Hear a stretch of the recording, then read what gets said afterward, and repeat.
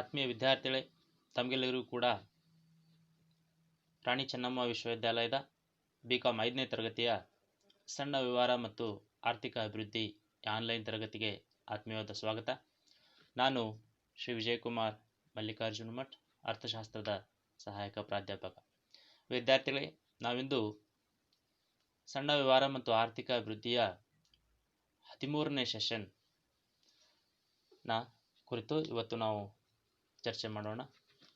ಇವತ್ತು ನಾನು ತಮ್ಮೊಂದಿಗೆ ಚರ್ಚಿಸುವಂಥ ವಿಷಯ ಒಂದು ಉತ್ತಮ ಕಾರ್ಯಯೋಜನೆಯ ಗುಣಲಕ್ಷಣಗಳು. ತಾವೀಗಾಗಲೇ ಕಾರ್ಯಯೋಜನೆ ಅಂದರೆ ಏನು ಮತ್ತು ಕಾರ್ಯಯೋಜನೆಯ ಉದ್ದೇಶಗಳು ಅದರ ಬಗ್ಗೆ ತಿಳಿದುಕೊಂಡಿದ್ದೀರಿ. ಈಗ ಅತಿ ಮುಖ್ಯವಾಗಿ ಕಾರ್ಯಯೋಜನೆಯ ಗುಣಲಕ್ಷಣಗಳು ಯಾವುವು ಅನ್ನೋದ್ರ ಬಗ್ಗೆ ನಾವು ಚರ್ಚೆ ಮಾಡೋಣ. Dear students, welcome to the online class of BCom 5th semester, that is Small Business and Economic Development.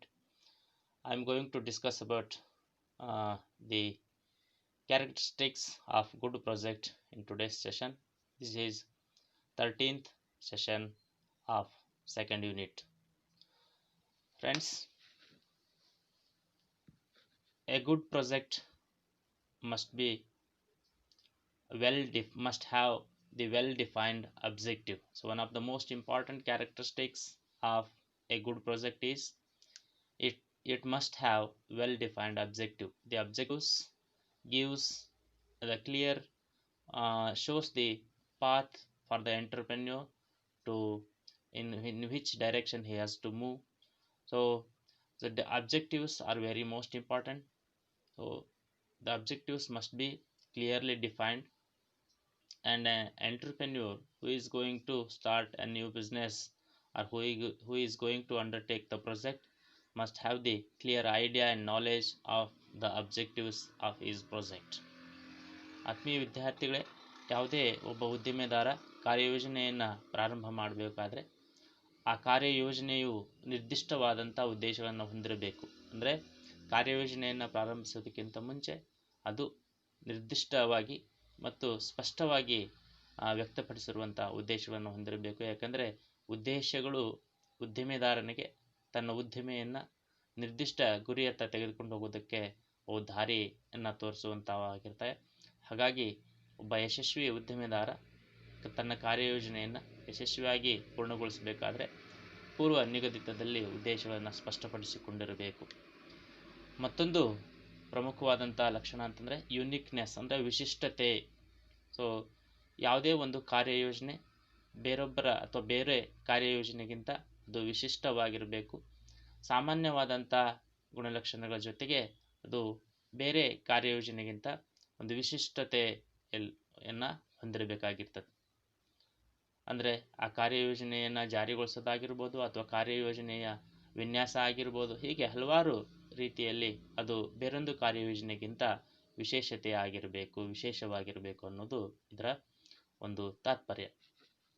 Dear students, another most important characteristics of project is uniqueness. The project must be unique in its nature, so it must be different from other projects. So uniqueness tells the project, an entrepreneur who is going to undertake the project must carry out his project uniquely. So another most important characteristics of a project is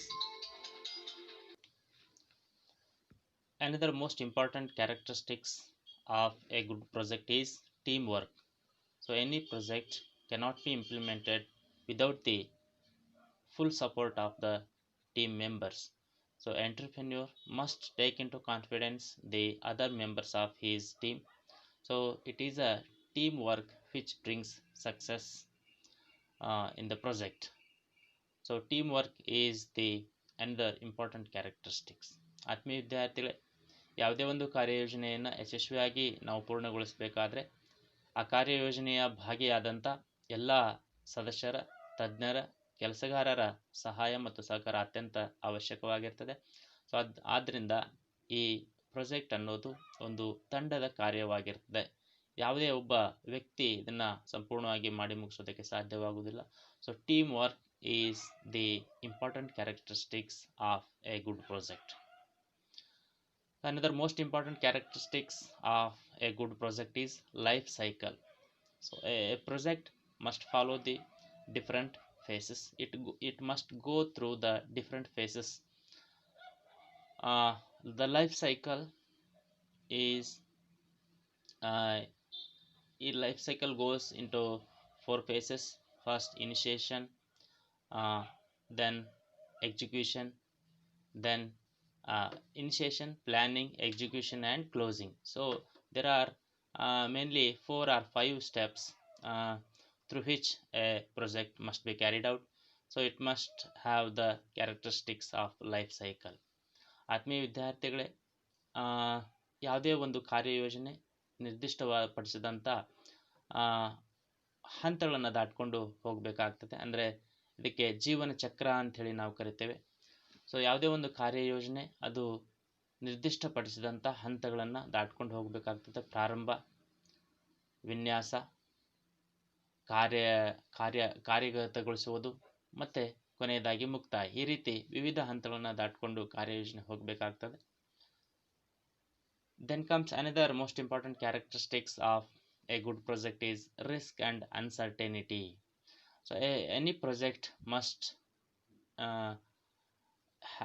involve the risk and uncertainty, because the project is attractive only when there is a risk and uncertainty. So risk and uncertainty are the integral or the important part of a business. So risk and uncertainty must be there, which promotes or provokes the entrepreneur to take his project successfully, to carry out his project successfully. ಆತ್ಮೀಯ ವಿದ್ಯಾರ್ಥಿಗಳೇ, ಯಾವುದೇ ಒಂದು ಕಾರ್ಯಯೋಜನೆ ಅಂತಂದರೆ ಅಲ್ಲಿ ನಷ್ಟ ಭಯ ಮತ್ತು ಅನಿಶ್ಚಿತತೆ ಅನ್ನೋದು ಇದ್ದೇ ಇರ್ತವೆ. ಸೊ ನಷ್ಟ ಭಯ ಮತ್ತು ಅನಿಶ್ಚಿತತೆಗಳು ಈ ಉತ್ತಮ ಕಾರ್ಯಯೋಜನೆಯ ಒಂದು ಲಕ್ಷಣಗಳಾಗಿರ್ತವೆ. ಯಾಕಂದರೆ ಯಾವುದೇ ಕಾರ್ಯಯೋಜನೆಯನ್ನು ನಷ್ಟ ಭಯ ಅಥವಾ ಅನಿಶ್ಚಿತತೆ ಇಲ್ಲದೆ ನಾವು ಮಾಡಿ ಮುಗಿಸೋದಕ್ಕೆ ಸಾಧ್ಯವಾಗುವುದಿಲ್ಲ. ನಷ್ಟ ಭಯ ಮತ್ತು ಅನಿಶ್ಚಿತತೆಗಳು ಇದ್ದಾಗಲೇ ಒಬ್ಬ ಉದ್ಯಮಿದಾರನಿಗೆ ಒಂದು ತನ್ನ ಕಾರ್ಯಯೋಜನೆಯನ್ನು ಯಶಸ್ವಿಯಾಗಿ ನಡೆಸ್ಕೊಂಡು ಹೋಗೋದಕ್ಕೆ ಒಂದು ಪ್ರೇರೇಪಣೆಯನ್ನು ಒದಗಿಸ್ತವೆ. So change in response to environment. So project must adapt itself according to the changes in the surroundings of the business. Whenever there is a change in business environment, so the project must also change itself to the changing environment. ಅಂದರೆ ನಮ್ಮ ವ್ಯವಹಾರದ ಸುತ್ತಲಿನ ಪರಿಸರ ಏನಿರ್ತದೆ ಅದರಲ್ಲಿ ಏನಾದರೂ ಬದಲಾವಣೆಗಳಾದರೆ ಅದಕ್ಕೆ ತಕ್ಕದ ಹಾಗೆ ನಮ್ಮ ಕಾರ್ಯಯೋಜನೆಯು ಕೂಡ ಬದಲಾವಣೆಗೊಳ್ಳಬೇಕಾಗ್ತದೆ. ಸೊ ಹಾಗಾಗಿ ಕಾಲಕಾಲಕ್ಕೆ ಅಗತ್ಯತೆಗೆ ಅನುಗುಣವಾಗಿ ಮತ್ತು ಪರಿಸರದಲ್ಲಿನ ಬದಲಾವಣೆಗಳ ಅನುಗುಣವಾಗಿ ನಮ್ಮ ಕಾರ್ಯಯೋಜನೆಯು ಬದಲಾಗಬೇಕಾಗಿದ್ದು ಅತ್ಯಂತ ಅವಶ್ಯಕ. ಇದು ಒಂದು ಉತ್ತಮ ಕಾರ್ಯಯೋಜನೆಯ ಪ್ರಮುಖ ಲಕ್ಷಣಗಳಾಗಿರ್ತದೆ. Then comes non-recurring. So a project must not be a repeating activity. It must be unique. So any activity should not repeat. The project must be carried out in a well structured manner. So activities should not be repeated. So ಇಲ್ಲಿ ಮತ್ತೊಂದು ಕಾರ್ಯಯೋಜನೆಯ ಪ್ರಮುಖವಾದ ಲಕ್ಷಣ ಅಂತಂದರೆ ಯಾವುದೇ ಚಟುವಟಿಕೆಗಳು, ಕಾರ್ಯಯೋಜನೆಯ ಚಟುವಟಿಕೆಗಳು ಅವು ಪುನರಾವರ್ತನೆಗೊಳ್ಳಬಾರ್ದು ಅಂತನ್ನೋದು ಇದರ ತಾತ್ಪರ್ಯ ಆಗಿರ್ತದೆ. So duration of activities and the most important characteristics of A good project. So every activity under the project must have the certain duration under which that activity must be completed. So every activity should be completed within that duration. So another most important characteristic of a good project is time period. So every project must have the predetermined time period under which the project must be completed. So without time bond, without time constraint, a good project cannot be implemented. So a good project must be completed within predetermined time period. So ಆತ್ಮೀಯ ವಿದ್ಯಾರ್ಥಿಗಳೇ, ಈ ಕಾರ್ಯಯೋಜನೆಯ ಮತ್ತೊಂದು ಪ್ರಮುಖವಾದ ಲಕ್ಷಣ ಅಂತಂದರೆ ಪ್ರತಿಯೊಂದು ಚಟುವಟಿಕೆಗೆ ತನ್ನದೇ ಆದಂಥ ನಿರ್ದಿಷ್ಟ ಅವಧಿ ಇರಬೇಕು. ಆ ಅವಧಿಯಲ್ಲಿನೇ ಆ ಚಟುವಟಿಕೆಗಳನ್ನು ಮಾಡಿ ಮುಗಿಸ್ಬೇಕಾಗ್ತದೆ. ಇನ್ನು ಒಟ್ಟಾರೆಯಾಗಿ ಕಾರ್ಯಯೋಜನೆಯನ್ನು ನಿರ್ದಿಷ್ಟವಾದಂಥ ಮತ್ತು ಪೂರ್ವ ನಿಗದಿತ ಸಮಯದಲ್ಲಿ ಮಾಡಿ ಮುಗಿಸೋದು ಅತ್ಯಂತ ಅವಶ್ಯಕವಾಗಿರ್ತದೆ. ಅಂದರೆ ಕಾಲಾವಧಿ ಅನ್ನೋದು ಈ ಉತ್ತಮ ಕಾರ್ಯಯೋಜನೆಯ ಒಂದು ಪ್ರಮುಖ ಲಕ್ಷಣವಾಗಿರ್ತದೆ. ಆ ನಿಗದಿತ ಕಾಲಾವಧಿಯಲ್ಲಿನೇ ಕಾರ್ಯಯೋಜನೆಯನ್ನು ನಾವು ಮಾಡಿ ಮುಗಿಸ್ಬೇಕಾಗಿದ್ದು ಅತ್ಯಂತ ಅವಶ್ಯಕ. ಸೊ ಇವಿಷ್ಟು ಉತ್ತಮ ಕಾರ್ಯಯೋಜನೆಯ ಗುಣಲಕ್ಷಣಗಳಾಗಿರ್ತವೆ. ಇನ್ನು ಹೆಚ್ಚಿನ ಜ್ಞಾನಕ್ಕಾಗಿ, ಹೆಚ್ಚಿನ ಓದಿಗಾಗಿ ನೀವು ಇಲ್ಲಿ ಹೇಳುವಂಥ ಪುಸ್ತಕಗಳನ್ನು ನಾವು ಓದ್ಬೋದು. ಮುಖ್ಯವಾಗಿ ಅರೋರಾ ಆ್ಯಂಡ್ ಸೌತ್ ಬರೆದಿರುವಂಥ fundamentals of entrepreneurship and small business, doctor PM Charantimath ಬರೆದಿರುವಂಥ ಎಂಟರ್ಪ್ರಿನ್ಯೂರ್ಶಿಪ್ ಎ ಸ್ಮಾಲ್ ಬಿಸ್ನೆಸ್, ಮತ್ತು SS Khanka entrepreneur development, KD Basava ಬರೆದಿರುವಂಥ small business and economic development, ಈ ಪುಸ್ತಕಗಳನ್ನು ತಾವು ಅಧ್ಯಯನ ಮಾಡ್ಬೋದು. ಸೊ ಇಲ್ಲಿಯವರೆಗೆ ನನ್ನ ಈ ಆನ್ಲೈನ್ ತರಗತಿಯನ್ನು ಕೇಳಿದ್ದಕ್ಕಾಗಿ ತಮ್ಮೆಲ್ಲರೂ ಕೂಡ ಧನ್ಯವಾದಗಳು. Thank you so much.